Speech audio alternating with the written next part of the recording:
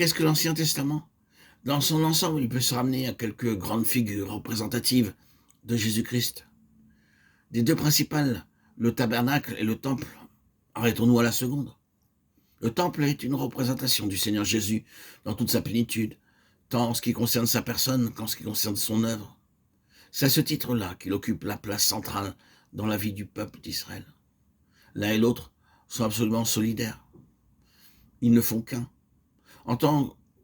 Et tant que ce peuple entretient des relations normales avec le temple, centre de sa vie, tant qu'il le met à la place qui lui appartient, tant qu'il lui témoigne l'honneur et le respect qui lui sont dus, tant qu'il le maintient sur son piédestal d'absolue sainteté, tant qu'il se conforme à son esprit, à ses lois et à son témoignage, il peut bien être de tous les peuples de la terre le plus incapable sur le plan naturel de sauvegarder ses propres intérêts.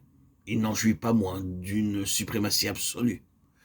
De toutes les nations de la terre, il n'en est pas une qui soit capable de lui résister. Voilà pourtant des gens qui n'ont aucun entraînement dans l'art de la guerre. Ils n'ont pas derrière eux, comme d'autres, un passé tout vibrant de cliquetis des armes et des exploits de la stratégie. Livrés à eux-mêmes, ils formeraient un peuple sans défense.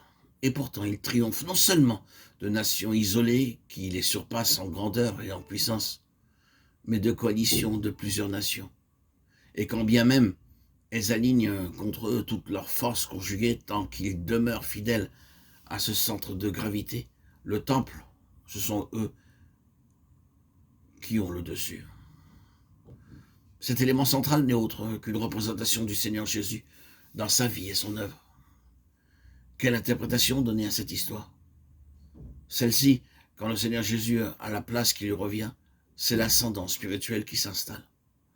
Aussitôt, quand toute chose, on le met au premier rang, une suprématie absolue commence à s'exercer au sein de son peuple d'abord, puis par l'intermédiaire de son peuple dans l'entourage immédiat et même au loin. Christ est tout, en tous et en tout. Quand cette parole se réalise, rien ne tient devant lui.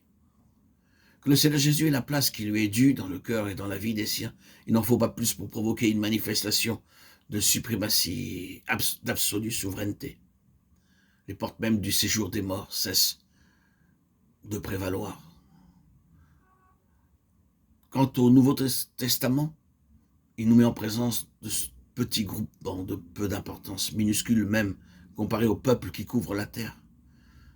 Méprisés, rejetés, incapables d'ouvrir la bouche sans être durement molestés, et qui attirent sur eux pour finir un emportement organisé, la haine de toutes les nations du monde.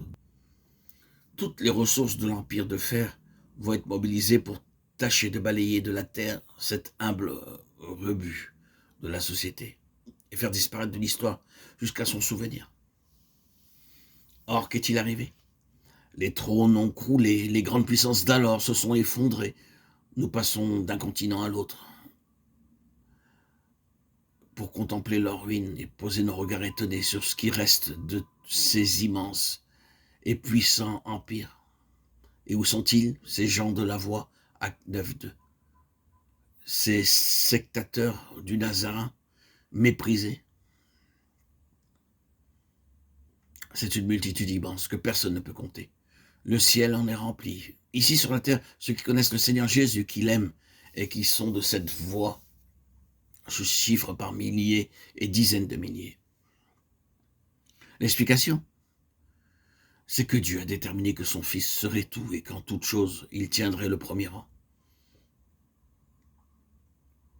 Les hommes peuvent faire ce qu'ils veulent, et les démons aussi.